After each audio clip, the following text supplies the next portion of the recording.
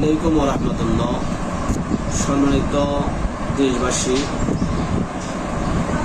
আপনারা সকলেই অবগত আছেন কিছুদিন আগে আলেকজান্ডার দারুল কোরআন ইসলামিয়া মাদ্রাসার বিষয় নিয়ে অর্থাৎ আমাকে নিয়ে একটা অপপ্রচার অনলাইনে চলতেছে। বিষয়টা হচ্ছে অনাকাঙ্ক্ষিতভাবে আমার এক ছাত্র ও মাদ্রাসাতে ফোন চালানো সম্পূর্ণ নিষেধ। এই ফোনটা ওর থেকে একবার নেওয়া হয়েছে, আবার নেওয়া হয়েছে। সেই খবর কারণে ব্লগের ছাত্রদেরকে ওকে যখন আবার জিজ্ঞেস করলাম, এ বলছে খবর সাথে বিষয়টা সে ভিডিও করছে। সেই ভিডিও করার পরে এর থেকে অন্য কেউ এটা ওর মোবাইল থেকে নিয়ে যাওয়ার পরে একজন করে বিভিন্ন ধরনের মোবাইলে বিভিন্ন লোকের কাছে মোবাইলে চলে গেল। তার সাথে যখন জিজ্ঞেস করলাম তুমি ওকে চিনো, সে বলছে যে চিনে। কে? আপনার ওয়াইফ। তাহলে তোমাদের এই বিষয়টা আমার ওয়াইফ জানার পরও এই বিষয়টা বাইরে ছাড়ছো, এখন মানুষ কি মনে করবে? সে তখন কান্না করতেছে বলতে হুজুর আমার মাফ করে দিয়ে। আসলে ছাত্র তো ছাত্রই হয়, ওর বিষয়ে আমার কোনো অভিযোগ থাকে না।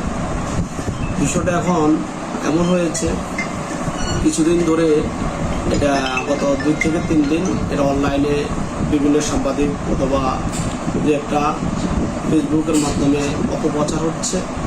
আসলে বিষয়টা আমার মাদ্রাসার শুভাকাঙ্ক্ষী যারা আছে, এলাকার গণ্যমান্য যারা আছে, এই বিষয়গুলো ওনারা আসে দেখলেন।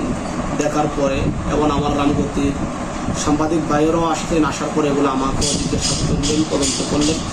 এটা পূর্ণাঙ্গ উনি আমার স্ত্রী, এবং আমার স্ত্রীকে নিয়ে আসলে আমার অফিস কক্ষে যেটা হয়েছে, এটা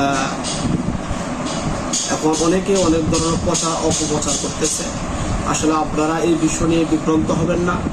আলেকজান্ডার দারুল কোরআন ইসলামিয়া মাদ্রাসার একটা পড়ালেখার বিষয় ঐতিহ্য আছে। এই বছরও প্রায় 12 জন ছাত্র হাফেজ হয়েছে। গত বছর 8 জন হাফেজ হয়েছে, তার ভিতরে একজন 8 মাসে কোরআনে হাফেজ হয়েছে। আপনারা এই মাদ্রাসাকে ধ্বংস করার জন্য কিছু কুচক্র মহল লেগে গেছে, যে শাহাদাত সাহেবকে এবং দারুল কোরআনকে কীভাবে ছোট করা যায়। এই বিষয়ে আমার যেরকম বন্ধু মহল বেড়েছে, এরকম শত্রু কিছু বেড়েছে।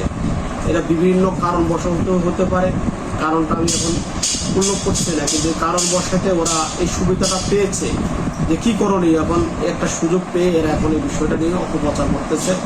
আপনারা যারা দেশবাসী ইসলাম প্রেমিক মানুষের কাছে আমার আবদার, এই বিষয়টা সম্পূর্ণ ভুয়া তথ্য। আপনারা বিভ্রান্ত হবেন না। দারুল কোরআন মাদ্রাসা আপনাদেরই মাদ্রাসা, আপনারা সবসময় এই দারুল কোরআন মাদ্রাসার পাশে থাকবেন। এই বলি আমি আমার কথা শেষ করলাম। আসসালামু আলাইকুম ওয়া রাহমাতুল্লাহ।